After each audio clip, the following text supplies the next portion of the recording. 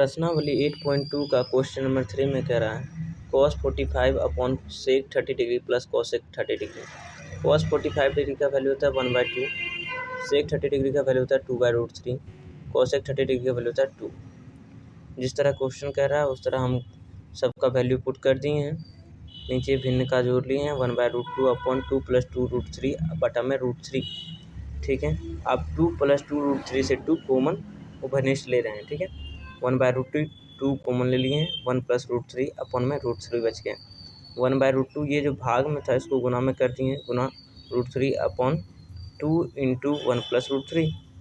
परिमयकरण करें, परिमयकरण कर रहे हैं हम 1/√2 × √2 रूट बटा में √2। परिमयकरण में क्या होता है, जो नीचे में होता है उसी को ऊपर और नीचे अंश हर दोनों से गुना कर देते हैं। ठीक है, और अगर रूट वाले के साथ कोई जुड़ रहा होता है तो उसका चिन्ह बदल दिया जाता है। जैसे प्लस में है तो माइनस में कर दिया जाएगा, माइनस में तो प्लस में कर दिया जाएगा। ठीक है, √3 अपॉन 2 × √3 + 1 है तो इंटू करके √3 - 1 कर दिए, बटा में √3 - 1 कर दिए। ठीक है, अब √2 बटा में 4 है इंटू 3 - √3।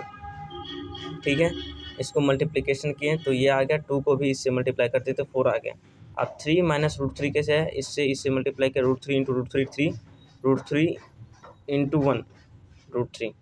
ठीक है, √3 × √3 का होल स्क्वायर 1 और इंटू 1 का होल स्क्वायर। ठीक है, मतलब a + b × a - b, a² - b² ये हो गया है।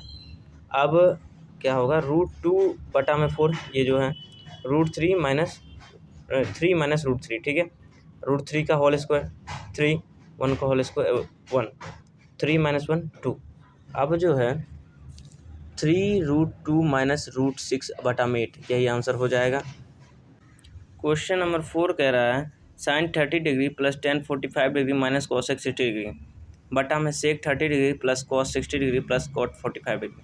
sin 30 डिग्री का वैल्यू 1/2, tan 45 डिग्री का वैल्यू 1, cosec 60 डिग्री का वैल्यू 2/√3, sec 30 डिग्री का वैल्यू 2/√3, cos 60 डिग्री का वैल्यू 1/2, cot 45 डिग्री का वैल्यू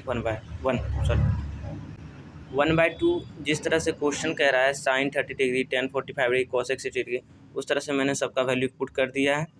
ठीक है, उसके बाद भिन्न का जोड़ हुआ, जोड़ घटा हुआ तो 2/√3 आ जाएगा एलसीएम 2 × √3।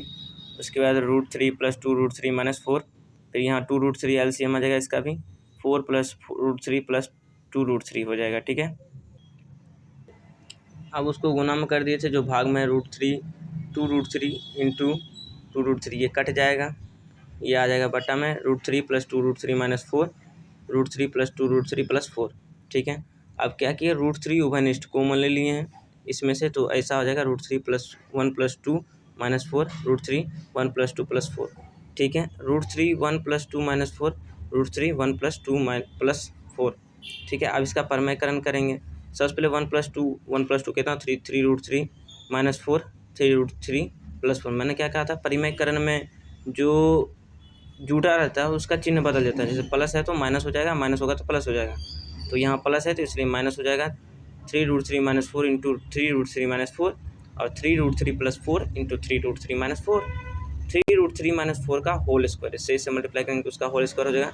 और a + b × a - b, जैसे हम जानते हैं a + b × a - b का होल स्क्वायर होता है a² - b²। ठीक है, तो 3√3 - 4 का होल स्क्वायर और a + b × a - b 3√3 का होल स्क्वायर - 4 का होल स्क्वायर। ठीक है, अब a² 3√3 का होल स्क्वायर a² + 4 का स्क्वायर -2 × ab 2 × 3√3 × 4। ठीक है, और 3√3 का होल स्क्वायर हो जाएगा, मतलब स्क्वायर हो जाएगा 27, 4 का स्क्वायर हो जाएगा 16, 3√3 का स्क्वायर 27, 4 का स्क्वायर 16 -4 दूनी 8, 8 तिहाई 24, 24√3।